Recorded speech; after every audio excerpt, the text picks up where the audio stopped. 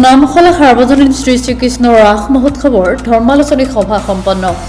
শ্ৰী শ্ৰীকৃষ্ণ ৰাস মহোৎসৱৰ ৪১ সংখ্যক নামখলা ৰাস উৎসৱৰ হৰি মন্দিৰ প্ৰাংগণত থানেশ্বৰ মালাকাৰে সঞ্চালনা কৰা ধৰ্মালোচনা সভাত বন্তি প্ৰজ্বলনেৰে শুভাৰম্ভ কৰে। লগতে শিশু যুৱই মাতৃ সমাৰোহ অনুষ্ঠানত কস্তুৰী চুটিয়াই উদ্বোধন কৰে। লগতে উৎপল কলিতাই আঁত ধৰা সভাত যুৱ সাংবাদিক এঞ্জেলা চাংমাই আৰু শিশু বক্তা অংশুমান বৰাক ফুলাম গামোচা আৰু জাপিৰে সম্বৰ্ধনা জনায়। হাজাৰ হাজাৰ শ্ৰোতা দৰ্শকৰ উপস্থিতিত এঞ্জেলা চাংমাই ৰাস মহোৎসৱৰ আধ্যাত্মিক তত্ত্বসমূহৰ বিস্তাৰিত বিশ্লেষণ দাঙি ধৰাৰ উপৰিও যুৱ প্ৰজন্মক অসমৰ থলুৱা খাদ্য আৰু ভাষা সংস্কৃতিৰ ওপৰত অধিক গুৰুত্ব আৰোপ কৰি সমাজত এক সুস্থিৰ বাতাবৰণ সৃষ্টি কৰিবলৈ আহ্বান জনায়। এই কণমানিটোৱে সেই যে কণমানিটিৰ কথাখিনি ক'লো এইবাবেই আমাৰ জীৱন যাত্ৰা আৰম্ভ হয় সেই শিশু অৱস্থাৰ পৰা, মাতৃগৰ্ভৰ পৰা ভূমিষ্ঠ হোৱা এটি সন্তান ঈশ্বৰ প্ৰাপ্তিৰ কথাবোৰ সেই ঘৰখনৰ পৰা আৰম্ভ হয়, এটা পৰিৱেশৰ পৰা আৰম্ভ হয়। সেই কৃষ্ণ আমি অসমবাসীলৈ নমস্কাৰ জনাইছোঁ। আমাৰ ৪১ সংখ্যক যি নামখলা শ্ৰী শ্ৰীকৃষ্ণ ৰাস উৎসৱ উদযাপন হৈ আছে, ইতিমধ্যে আমাৰ পাঁচটা দিন ইতিমধ্যে অতিবাহিত হ'ল আৰু আজি ৬ নম্বৰ দিনত আজি ধৰ্মালোচনী সভা আছিল। এই ধৰ্মালোচনী সভাত ইতিমধ্যে আমাৰ হৈ গ'ল। এই ধৰ্মালোচনী সভাত বক্তা হিচাপে আছিলে আমাৰ এঞ্জেলা চাংমাই ডাঙৰীয়া, লগতে আছিলে আমাৰ থানেশ্বৰ মালাকাৰ ডাঙৰীয়া আছিলে সঞ্চালক, আৰু লগতে শিশু বক্তা অংশুমান বৰাও ইয়াতে ভাষণ প্ৰদান কৰিলে। ৰাইজ বহুখিনি আমাৰ মাজত আহিছে। আজি অতি সুন্দৰভাৱে শৃংখলাবদ্ধভাৱে ৰাইজে ইয়াত অংশগ্ৰহণ কৰিছে আৰু আমি আজি এতিয়া অভিভূত হৈছোঁ যে এই ধৰ্মালোচনী সভাত ইমান মানুহ যে হ'ব আমি ভাবিবই পৰা নাছিলোঁ। আমি আচলতে আসন ইমান দিব পৰা নাছিলোঁ। পিছত আকৌ মানুহখিনি অকণমান আসনৰ প্ৰতি লক্ষ্য ৰাখি তেওঁলোকে বিভিন্ন কষ্ট কৰি এই বক্তাসমূহৰ ভাষণখিনি তেওঁলোকে শুনি আমাক কৃতাৰ্থ কৰিছে আৰু আজি ৰাতিলৈকে এটি বিশেষ সংযোজন কৰা হৈছে আমাৰ নামখলা ৰাসত, যে মহাৰাস আজি হেৰি কৰা হ'ব, এটা অনুষ্ঠান হ'ব, মহাৰাসৰ অনুষ্ঠান। এই অনুষ্ঠানটো কৰিব সন্ধিয়া ৬ বজাত।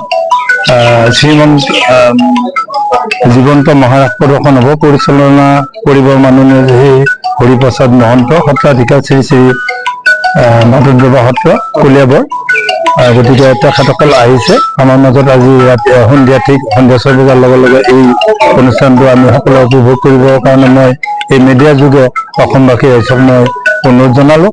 আৰু ইয়াৰ পিছতে অহাকালি আমাৰ থিয়েটাৰ আছে, তাৰ পিছদিনা আমাৰ হেঙুল থিয়েটাৰ আছে আৰু শেষত আমাৰ হৰিনামেৰে আমাৰ এই অনুষ্ঠানটো সামৰা হ'ব। এই হৰিনাম আমাৰ গীতাঞ্জলি কলিতা আৰু ৰুণমী নাথে হৰিনাম পৰিৱেশন কৰি আমাৰ এই অনুষ্ঠানটো সামৰণি মাৰিব।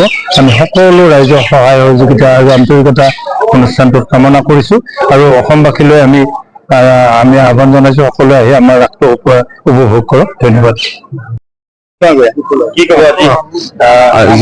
আজি আমাৰ এই দৰং জিলাৰ চিপাঝাৰ ওচৰ নিকটৱৰ্তী নামখলাৰ ৪১ সংখ্যক ৰাস মহোৎসৱৰ আজি যি ধৰ্মালোচনী সভা হৈছে, ইয়াত সঞ্চালক হিচাপে মই অংশগ্ৰহণ কৰিলোঁ আৰু এঞ্জেলা চাংমাই আৰু আমাৰ শিশু বক্তা শ্ৰীমান অংশুমান বৰাই যি ভাষণ দিলে, এই ৰাইজক অতি সন্তুষ্ট কৰিছে আৰু মই ৰাইজৰ সহযোগিতা উপস্থিতি খুবেই মই আশ্চৰ্য প্ৰকাশ কৰিছোঁ। ইমান সময় ইমান মানুহে ধৰ্মালোচনী সভাত অংশগ্ৰহণ কৰিছে, বক্তৃতা শুনিছে আৰু ইয়াত যি ধৰণৰ সুব্যৱস্থা লোকে কৰিছে, ৰাইজৰ যিটো সহযোগিতা, আকৰ্ষণ, ৰাইজৰ আগ্ৰহ, সেইটো দেখি মই সঁচাকৈ অভিভূত হৈছোঁ। সুন্দৰভাৱে অলপ আয়োজন কৰিছে। গতিকে ৰাসৰ লগতে আমাৰ কৃষ্ণৰ কথা আছে, আমাৰ গুৰুজনাৰ কথা আছে। এই গোটেই কথাবিলাকৰ লগত আমাৰ নতুন প্ৰজন্ম যাতে আহে, তেওঁলোকে যাতে জানে এই কথাবিলাকৰ ওপৰত মই তেওঁলোক অনুৰোধ কৰিম। আৰু এই যে সত্ৰ নামঘৰে আমাক যি ধৰণে এক জাতীয় ঐক্যৰ কথা ক'লে, আমাৰ সমাজখনৰ কাৰণে শিক্ষা প্ৰদান কৰিলে, আমাৰ মানুহে আখৰ পঢ়িব নাজানিব পাৰে, কিন্তু সত্ৰ নামঘৰ বা এই ধৰণৰ চৰ্চাই আমাৰ মানুহক জীৱনৰ কাৰণে লাগতিয়াল যিবিলাক উপাদান, দয়া, মায়া, মৰম, স্নেহ, শ্ৰদ্ধা, দাস্যভাৱ, এই সকলো কথা কিন্তু আমাৰ এই সত্ৰ নামঘৰ বা এই ধৰ্মৰ মাজেৰে হৈছে। গতিকে ধৰ্মৰ প্ৰাসংগিকতা আজিও আমাৰ সদায় আছে আৰু গুৰুজনাই সদায় আমাৰ হৃদয় আলোকিত কৰিব বিচাৰিছিল। কীৰ্তন ঘোষা আৰু নাম ঘোষাত বাৰে বাৰে প্ৰাৰ্থনা কৰিছে, বিজ্ঞানৰ প্ৰদীপ দিওক মোক, অন্তৰৰ প্ৰদীপ তেওঁলোকে বিচাৰিছিল, গোটেই হৃদয় আলোকিত কৰিব বিচাৰিছিল। আৰু শংকৰদেৱ মাধৱদেৱ সেইকাৰণে অনন্য মহাপুৰুষ বুলি ক'ব পাৰি, যে সকলো মানুহকে আৰু তৰু তৃণ আৰু সকলো জীৱ জন্তুৰ যিটো শিক্ষা মত দি থৈ গ'ল, কুকুৰৰ শৃগাল গদ্য ঘৰো আত্মাৰাম, জানিয়া হবকো পৰিবাক মনম। আজি 600 বছৰ আগতে প্ৰাণীৰ প্ৰতি ধৰণৰ প্ৰেম, প্ৰকৃতিৰ কথা তেওঁ বাৰে বাৰে কৈছে। প্ৰকৃতিৰ যি বৰ্ণনা আছে হৰমোহন খণ্ডতেই হওক, গতিকে কালীয় দমনতেই হওক, গতিকে প্ৰকৃতিৰ প্ৰতি প্ৰেম আমাক কিন্তু গুৰুজনে দেখুৱাইছে। অকল ধৰ্মই নহয়, এই কথাবিলাক কিন্তু আমি উদ্ধাৰ কৰিব লাগিব, নতুন প্ৰজন্মই কিন্তু এই কথাবিলাক শিকিব লাগিব। আৰু ৰাসক্ৰীড়াটো ব্যাখ্যা বিভিন্ন প্ৰকাৰে হ'ব, আত্মা পৰমাত্মাৰ মিলনৰ পৰা আৰম্ভ কৰি এই গোটেই কথাবিলাক কি ধৰণে গোপিনীসকলে দৰ্প শূন্য কৰিছে ভগৱানে, সেই কথাবিলাকো এই কথাত আছে। গতিকে ৰাসক্ৰীড়াৰ এটা আনন্দ উৎসৱ, এটা সুন্দৰ পূৰ্ণিমাৰ আকাশত, পূৰ্ণিমাৰ বতৰত আৰু এই ধৰণৰ শৰৎ কালত এটা আনন্দ উৎসৱ। আনন্দ আমাক লাগিব, আমি জীৱনটোৰ কাৰণে আমাক আনন্দৰ খুবেই প্ৰয়োজন আছে।